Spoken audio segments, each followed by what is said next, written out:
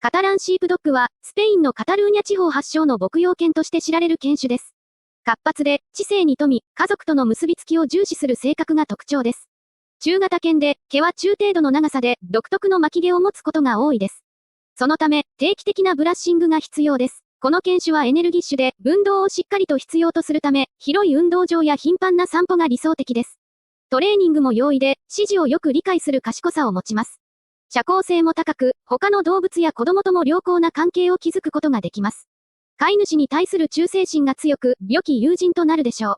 この動画が役に立ったり、楽しんでいただけたら、ぜひいいねとチャンネル登録を押してください。次回の動画もお楽しみに。